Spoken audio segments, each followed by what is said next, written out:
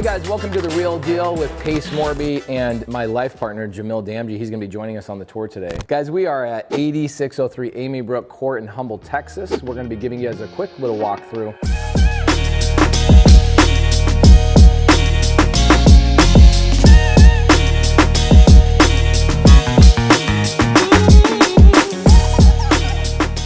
This is my first time walking through the house, so I'm gonna tell you what I think we should do. I purchased this property from one of my students, Noah Hoffman. Noah Hoffman went out and found this deal for me, so shout out Noah Hoffman. He also manages all my Airbnbs. This is a subject to deal, meaning the seller who sold the house to us let us take over his payments. So we took over his payments with the bank. Payment here is about $3,500 a month, and the value of the property as is, I would say, is probably $550. ARV is $650. So not a lot of spread. This is not a good fix and flip. If the ARV is $650, and I bought this house at $550, knowing that I've got to put at least 60, maybe 75 grand into this house to make it like tip top, that's not a good fix and flip, right? No, you'd lose money after you sold it. You'd lose money after you sold this house. So the reason why this was not a good deal for the seller to put it on the market, because a lot of people will ask in a subject to deal, is like, why didn't the seller just list the property? Right. Well, because the seller was actually behind on his payments a couple of months, and the seller was like, honestly, I'm just done. I'm going through a divorce. I'm going through a thing. So here's what we did. We gave the seller 20 grand. We caught up his payments, which were 10. So I'm basically into the property 3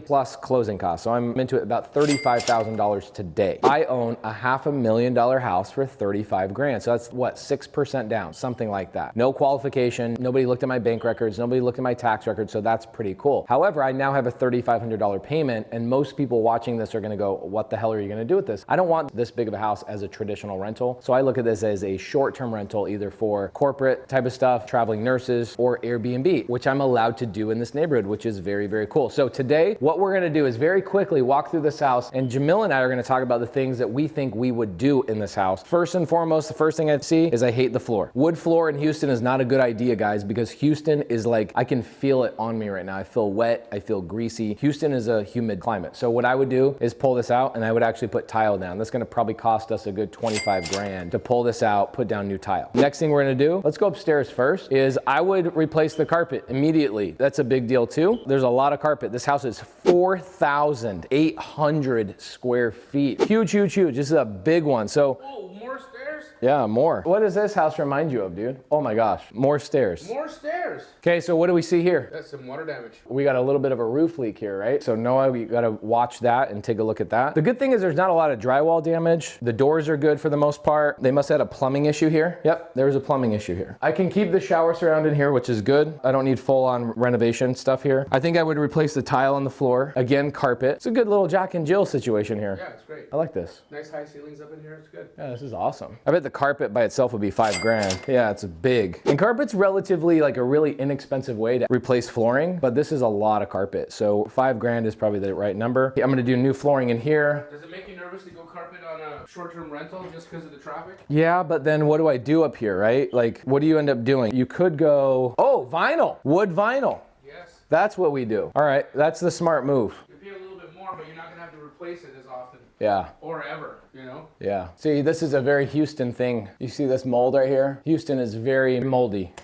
No power to the house. Oh, this is like a nursery. It's a big ass monster house, guys. Vinyl, Jamil, that's the way to go. But if I go vinyl, I'm spending probably an extra, oh, this is cool. $5,000? Probably an extra 5 grand. So my tile flooring downstairs, let's say I'm 25 grand. My now vinyl upstairs, I'm gonna spend another 10 grand. So I'm 35 G's into this, plus the paint. Let's say paint is $2 a foot. This is 10 grand to paint this house. Interesting. Little movie theater in here. Cool. So movie theater in here. This is a little hangout spot, little loft, maybe another entertainment area or whatever it is. All right, so what do we got upstairs? We got a movie theater upstairs. We got a loft. We got 3 bedrooms upstairs. This is a big ass monster house. And then a laundry chute.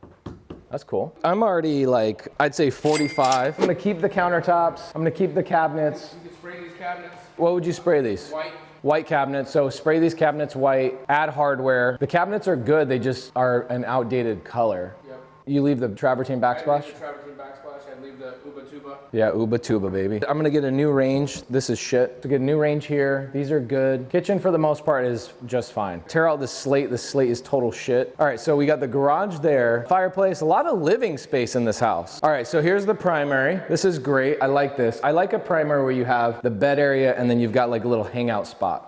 I do like this, where you walk in, that's really antiquated right there. Old school, like tube TV type of shit, right? Because if you have your primary bed here, this is a subtle touch. I know it's worth almost nothing, but I really do like this. The switches on each side of the bed, it's nice. You have a light up above there, like a can light or something that turns this on and off, and then you have your own outlets and shit. You'd end up putting a TV probably right there. It's good, I like it. You just drive all that up, fill that out? I think so, right? Yeah.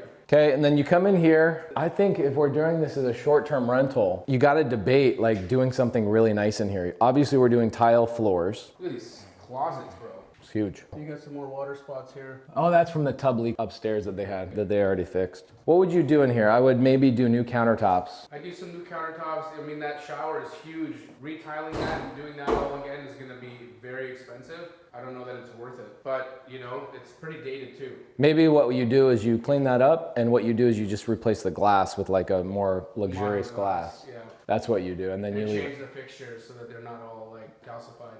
I bet you I'm spending, even with just doing, $70,000 Right. there, easy. you've got some roof repairs. Let's assume that I got an AC issue or I got a hot water heater issue. I got some shit. I'm probably 70 grand to clean up and like get this house up and going. Yep. Here's the benefit, right? For a lot of people. A lot of people are always like, well, why want an investment property? Okay, well, if you want a big investment property like this is probably not a good starter house for you to jump into. I'm in a more elevated position where I can put money into a house like this, and my first payoff here is not my cash flow. What's my first payoff? Your first what? What's my first benefit of owning a house Oh, like your this? tax depreciation. My tax depreciation. So owning a house like this after my renovations and everything, I'll get a tax write-off this year that will save me like real money this year, probably close to $200,000. So the money I put into this will save me more than the money I put into this. You'll be $100,000 into this, but you're going to save $200,000 buying it. So literally the net gain is $100,000 in a house. Right. So a lot of people that right now we're in May, it's May 2nd of 2022. And so a lot of people just stroked a big juicy tax bill like 2-3 weeks ago because Taxman came on April 18th, I think it is. Yeah. April 18th. I paid 0 taxes last year, and it's because I do stuff like this. I'm able to compound my money and keep compounding and compounding. And I don't care whether the house appreciates or it doesn't appreciate. What I care about is after I get my tax savings, does this property cash flow? And over time, the mortgage will pay down and the property will appreciate, but I just don't bank on it. It will happen, I just don't know when. So $100,000 into it, and it'll save me 200 grand. Not a bad trade. Not a bad trade. Bobby, as a newbie, what questions would you have about this? Any questions, or we did pretty good here? I would want to know what the conversations were with the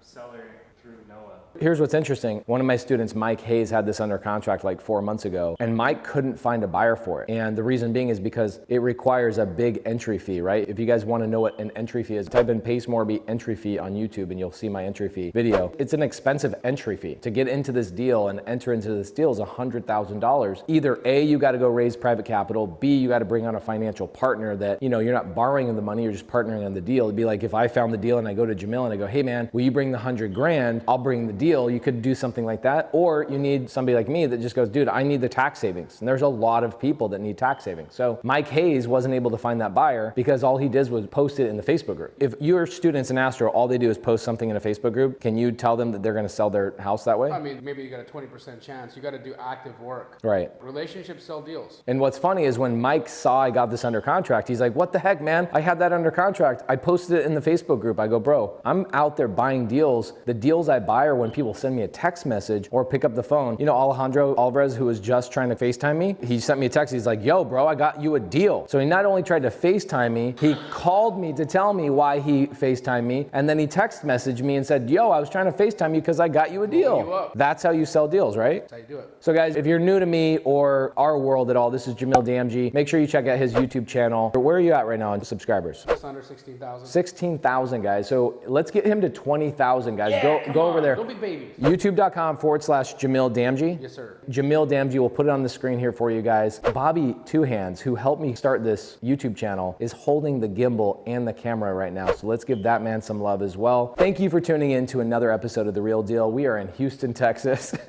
Jamil Damji making an appearance today. Guys, thank you so much. If you haven't subscribed, please do so. More importantly, here's what I would love. Go down in the comments below and ask the questions about the deal that you want to know, right? Why did I decide this house versus another house? Where did the deal come from? You know, extrapolate on that. Whatever it is that you want to know, please let me know in the comments down below, and we'll do a follow-up video, part 2 of Humble Texas Real Deal later.